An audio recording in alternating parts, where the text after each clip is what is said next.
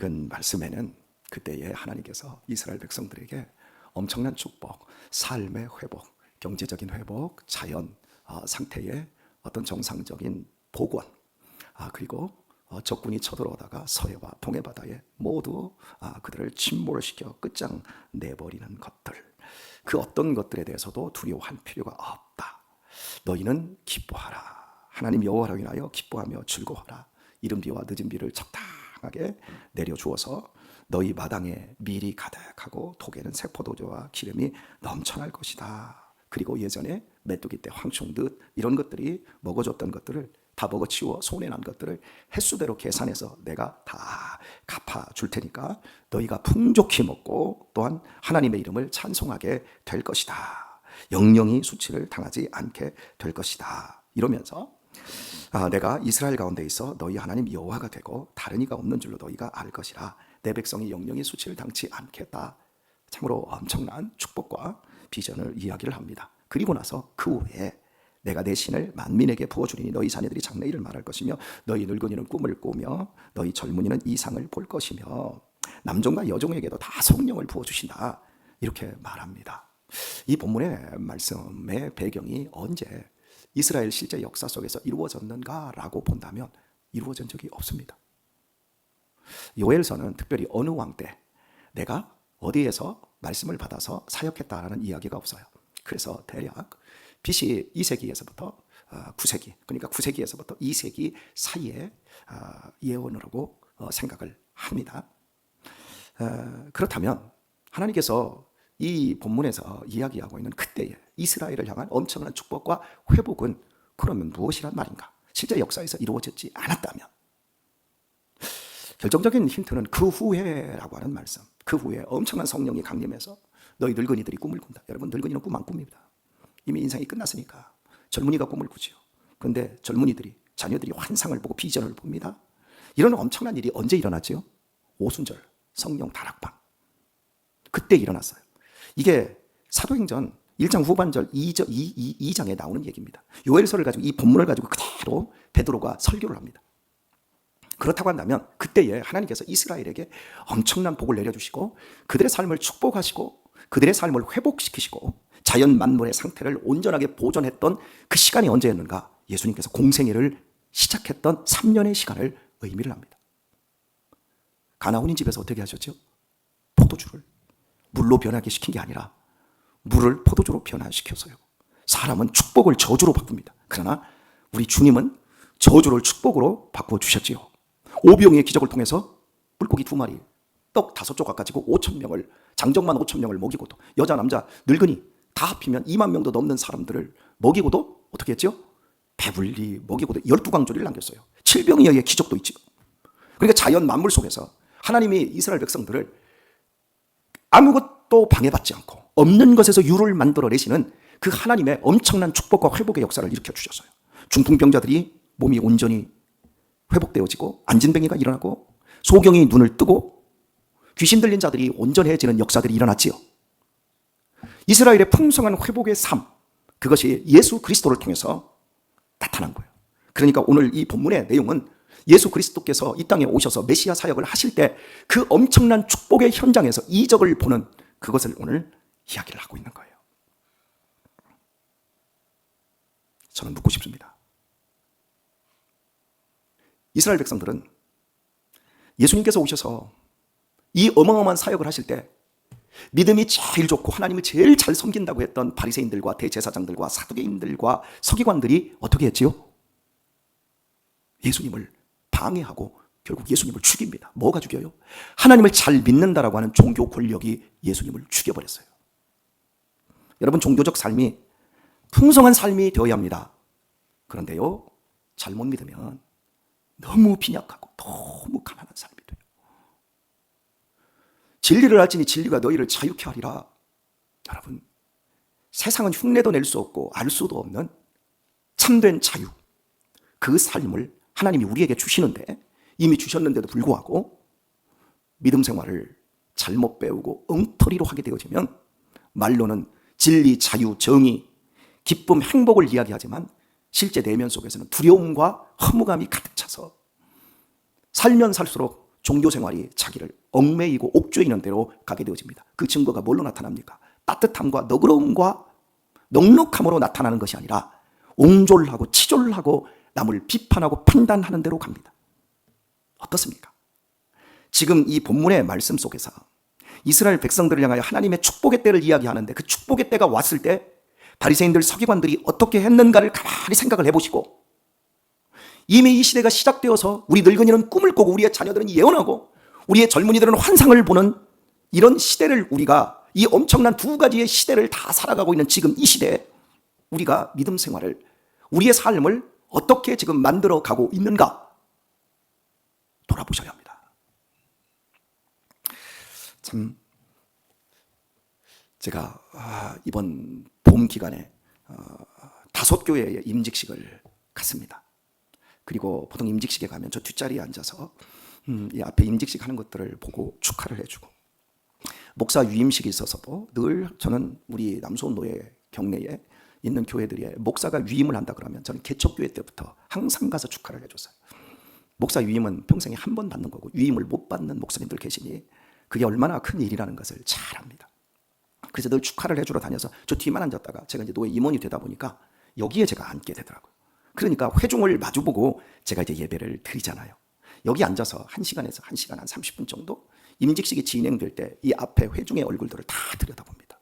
그런데 회중의 얼굴이요, 두 가지로 나뉘어요.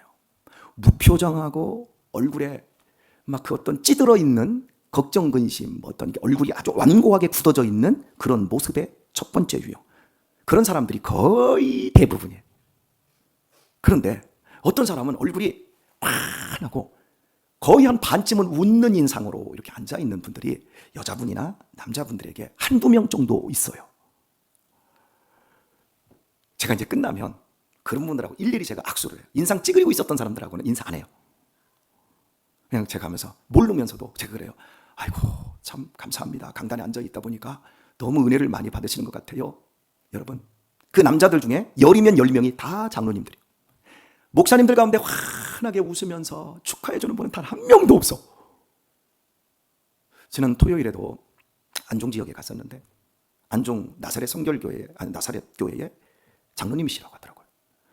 나는 너무 얼굴이 밝아서, 근데 그분의 연세가 70이 다 됐는데 어린아이 같이 그렇게 순수하고 그렇게 밝아요.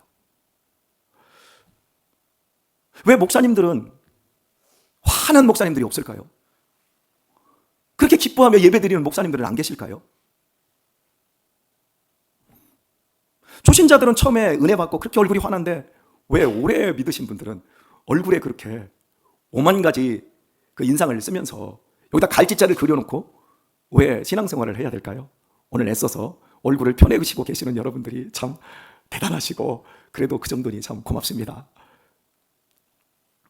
여러분, 지금 우리가 지금 사는 삶은 엄청난 선물이에요. 오늘 깨어나셨어요? 어제 죽은 사람들이 그렇게 살고 싶어 했던 내일이에요. 어제 죽은 사람들이 오늘 이 삶을 그렇게 살고 싶었어도 못 살았어요.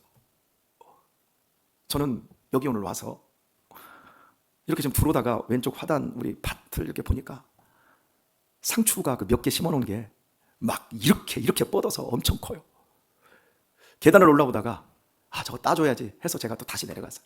그래서 그걸 톡톡톡 따는데 여러분 신기해요.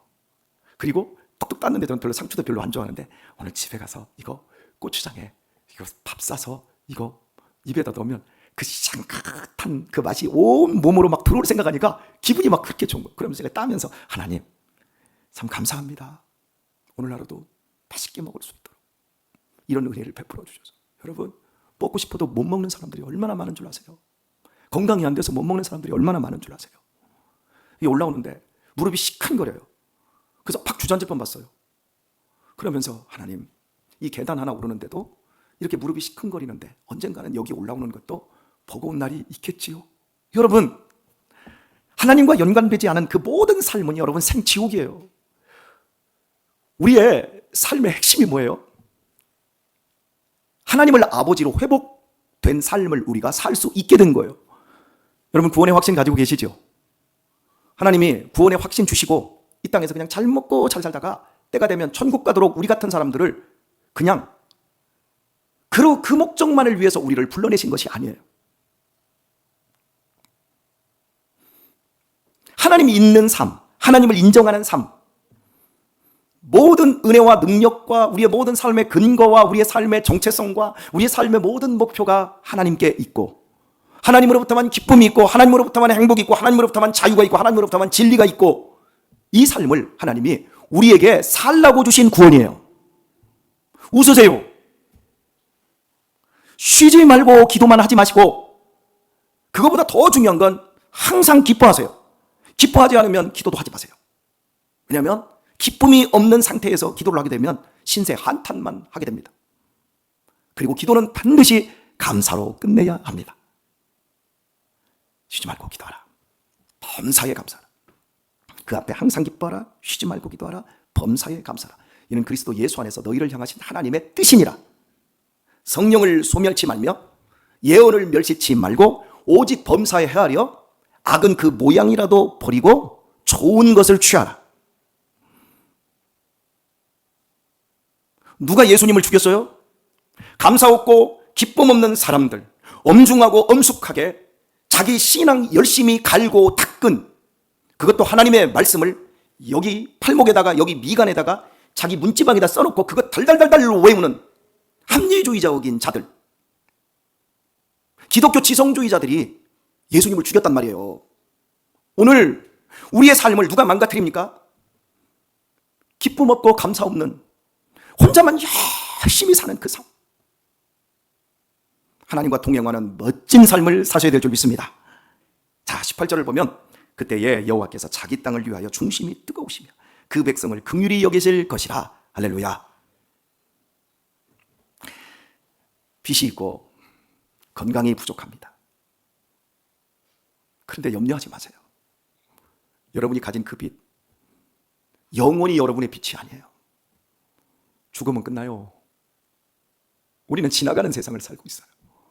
이 몸뚱이 영원토록 건강하게 보장된 몸이 아니라 생로병사 안에 젊음이 지나가고 늙음이 오면 자연스럽게 깃들게 되고, 그리고 그게 언제인지는 몰라도 순서는 없지만 우리 모두는 죽기 위해서 이 몸뚱이를 가지고 있을 뿐입니다. 우리 다 알고 있잖아요. 그런데 주께서 내 마음에 두신 기쁨은 이 세상의 포도주와 재물의 것보다 더 승합니다. 더 높습니다. 세상 사람들은 제한된 몸뚱이 안에서 먹고 마시는 것, 육신적인 쾌락을 누리는 것이 전부인 줄 알지만 우리의 기쁨은 하나님 아버지로부터 옵니다. 영원한 아버지로부터 옵니다. 저는 오늘 새벽 예배 끝나고 투표하러 집에 들어가기 전에 투표하고 집에 들어갈 겁니다. 저는 대한민국 국민의 한 사람으로 제 권리를 행사할 겁니다. 그러나 이 권리보다 더 큰 권리는 뭡니까? 오늘 저녁 8시가 딱 되면 출구조사 발표가 딱 이루어집니다. 그러면 여러분은 대통령이 누가 되느냐에 따라서 일희일비하겠지만 저는 별로 일희일비하지 않을 겁니다. 왜요? 우리 기독교에 유리하게 되어지면 그렇구나. 우리 기독교를 위해서 좋은 법들이 만들어지면 유리하겠지만 조심해야지. 더 깨어 있어야지. 그러나 기독교에 불리하게 될 법을 더 만들 사람이 대통령이 되면 더 기도해야 되고 더 긴장해야 되고, 그래서 우리는 더 깨어 있을 수 있겠구나. 여러분, 우리를 넘어뜨릴 세력이 이 땅에 아무도 없어요. 죽음도 사망이나 권세나 그 어떤 것도, 흑암이나 기품이나 높음이나 천사들이나 장래일도 우리를 예수 그리스도의 사랑에서 끌어낼 자가 아무도 없습니다. 우리의 시민권은 어디에 있습니까? 천국에 있습니다. 우리는 이 땅에서 천국 시민으로 오늘 본문의 삶을 사는 사람들입니다. 혹시 먹을 게 부족하십니까? 솔직하게 여러분, 오늘 밥 3끼 못 먹으실 분이 오늘 우리 교회에 있습니까? 그러면 제 사례비를 깎아서라도 드리겠습니다. 그런 분이 없다면, 오늘 밥 3끼 드실 수 있다면 기뻐하십시다. 하나님 감사합니다. 기뻐하십시다. 오늘 혹시 옷이 없습니까? 신을 신발이 없으십니까? 이러고 싶을 거예요. 명품이 없어요. 그래서 짜증이나 이런 분이 계실지 몰라요. 저도 명품 단 하나도 없어요. 그런데 저는 오늘도 기뻐하고 감사합니다. 제가 오늘도 가지고 들어온 성경 들고, 성경 가방 그거 여러분 말씀드렸죠. 부산에서 깡통시장에서 샀다고. 얼마짜리인 줄 아세요? 몇백만 원짜리인데 단돈 4만 원에 팔더라고요. 단돈 4만 원에 파는데 목사님 네 분이 깡통시장을 갔어요. 갔는데 저는 제 가방이 다 떨어져가지고 가방을 살 때가 되어서 그냥 딱 가서 가방이 4만 원이라서 깎지도 않고 딱 샀어요. 근데 그 세 분의 목사님들은 좋은 가방이 있는 거예요. 어느 분은 한 성도 한 분이 사줬는데 명품을 가지고 있고 나머지는 그래도 좀 괜찮은 가방을 백화점에서 샀대요. 이런 깡통시장에서는 못 사겠다라는 거예요. 그래가지고 생김새는 좋은데 살까 말까 하더라고요. 그런데 저는 샀어요. 근데 그분들은 살까 말까 하다가 안 샀어요. 안 샀는데 제가 그 가방 들고 이렇게 다니고 이제 그분들 만나러 다니니까 가방이 좋아 보이나 봐. 그러면서 너무너무 후회를 해. 그래가지고 그러면 택배로 붙이라고 그래. 그랬더니 전화를 했는데 다 나갔대. 완판됐대. 여러분 4만 원짜리 놓치고도 후회를 해요. 여러분 얼마나 그 사람이 옹졸합니까? 명품 몇백만 원짜리 가방 들었으면 정말 그 사람이 행복한가요? 아니요. 저는 4만 원짜리 딱 들었는데 사기를 정말 잘했다. 그리고 4만 원의 행복이 아니라 400만 원의 행복과 즐거움을 오늘 또 편리함을 누리고 있습니다. 사랑하는 성도 여러분, 사람이 명품이 돼야지 나를 치장하는 환경과 상황을 명품으로 만들려고 하지 마세요. 그것은 안개와 같이 지나가는 것들입니다. 여러분이 웃음의 날들만을 여러분의 것으로 가질 수 있습니다. 여러분이 감사한 삶들만이 여러분의 미래의 좋은 추억으로 남을 수 있습니다. 감사하세요. 오늘 여러분의 얼굴이 달덩이처럼 환해져서 좋습니다. 날마다 이렇게 예배 드려주셨으면 좋겠어요. 제가 여기서 설교할 때 여러분의 얼굴을 쳐다보면 이러고 계십니다. 살짝 눈 한번 뜹니다. 그리고 뚫어지게 쳐다보면서 목사님이 뭐가 틀렸지? 저건 내 생각하고 좀 안 맞는데? 여러분 그런 표정 짓지 말고 그냥 환하게 웃으세요. 제가 이단을 전하지 않으면, 제가 나쁜 짓을 안 하면, 여러분하고 조금 안 맞아도 그냥 환하게 웃어주시면서, 그래, 목사님은 저렇게 생각하고 있나 보네. 나는 이렇게 생각하는데 그래도 감사하자. 그러면 여러분은 하나님의 음성을 들을 수 있는 거예요. 그러나 목사님 나랑 안 맞아. 그러면 결국 여러분은 내 얘기를 들으려고 이 교회에 온 거지 하나님의 음성을 들으려고 온 게 아니에요. 목사의 설교가 다 하나님의 음성 아니에요, 여러분. 목사의 설교 속에 하나님의 뜻과 하나님의 의미가 들어있고 그 속에서 여러분들은 하나님의 음성을 들어야 하는 거예요. 근데 그 일을 누가 하세요? 성령님이 하세요. 제 얘기가 하나님의 말씀이 되라고 하지 마세요. 저는 인간이에요. 그런데 희한한 건 여러분의 자세가 건강하고 여러분의 자세가 어린아이 같으면 어떤 설교를 통해서도 하나님은 여러분에게 하나님의 음성을 들려주십니다.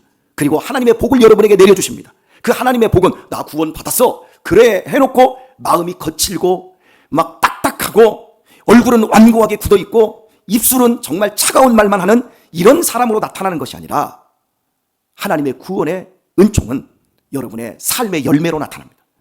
그 열매는 기쁨입니다. 그 열매는 행복입니다. 그 열매는 즐거움입니다. 그 열매는 좋은 인간관계를 더 확장해 나가는 걸로 열매 맺게 되어 있습니다.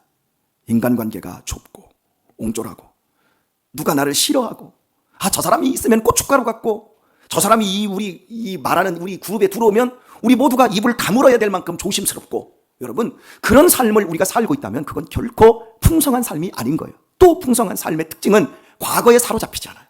과거에 내가 이렇게 징글징글하게 고생했다. 아이고, 여러분 진정한 구원받고 행복하게 사는 사람은 미래를 봅니다. 현재를 즐길 줄을 알고 미래에 있는 것들을 당겨다가 오늘의 삶으로 또 승화시킬 줄도 압니다. 오늘 말씀 맺겠습니다. 저는 가끔씩 저 자신을 돌아보게 되는 우리 성도님들이 있어요. 어떤 이야기를 하는데 이렇게 말합니다. 나 굉장히 힘들어. 나 옛날에 이렇게 어려운 일이 있었어. 그러면서 또 지금 어려운 이야기를 막 어렵게 꺼냈습니다. 꺼냈는데 그러냐? 얼마나 힘들어. 참 어렵겠다. 내가 기도해 줄게. 이러면서 어깨 툭 두드려주고 말로 이렇게 지지해 주는 게 아니라 이렇게 말하는 분들이 계세요. 기도해. 기도하지 않아서 그래. 또 이렇게 말합니다. 비슷하게. 하여간 믿음이 없어서 그래. 이렇게 무질러 부리는 분들이 계셔요. 자, 그런데 이 사람보다 더 센 분이 계세요. 어떤 분인 줄 아세요? 내가 지금 이만큼 힘들어 이렇게 얘기했더니 자기가 예전에 힘들었던 그보다 더 큰 얘기를 자기 얘기를 하는 거예요. 그러면 이 사람은 바보 되는 거예요. 여러분 이런 분들이 계시다니까요. 그러니까 삶을 풍성하게 만들어내지를 못하는 거예요. 근데 우리 교회에 지금 한 3명 정도 이렇게 말하는 분들이 계세요. 내가 이렇게 말하는 걸 보면서 나는 목사님들 세계에서 어떻게 얘기하나 내 자신을 돌아본다니까요. 그래서 내가 저 정도가 이렇게 하려고 하면 막 가르쳐주고 내가 더 힘들었어. 그러니까 찍소리도 하지 마. 이렇게 하려고 하는 나의 본성을 내가 봐요. 그러면서 입담을 해야지. 입담을 해야지. 그러면서 얼마나 힘들어? 얼마나 지금 어려워? 내가 기도해 줄게. 야, 너 힘드니까 내가 오늘은 밥 살게. 이렇게 제가 위로해 주는 쪽으로 가요. 그래서 내가 우리 성도님들한테 배운다니까. 여러분 잘 살다 가세요. 우리 믿음 생활 잘하다 가세요. 풍성하게 살다 가야 합니다. 감사하게 살다 가야 됩니다. 2번 안 삽니다. 1번 삽니다. 1번. 해같이 빛나는 삶을 살다가 가도록 하십시다. 오늘 저녁에 어떤 결과가 나와도 여러분 감사합시다. 아셨죠? 여러분이 찍은 사람이 되면 입 쌩 닫고 속으로 웃으시고 다음 주에 교회 와서 기쁜 표정 짓지 마시고, 아셨어요? 좋았다 막 날아오고 이러지 마세요. 왜? 그때부터 여러분 실망 가도록 할 거니까. 그런데 여러분이 한 사람이 떨어졌어도 그러면 하나님 감사합니다. 나는 그래도 구원에서는 안 떨어지고 천국에서 안 떨어졌으니 나는 감사합니다. 은혜에서 안 떨어졌으니 감사합니다. 나 자신을 돌아보는 기회로 삼으세요. 아셨지요? 이렇게 합력해서 선을 이루는 우리 멋진 성도들 되실 수 있길 예수님의 이름으로 축원드립니다.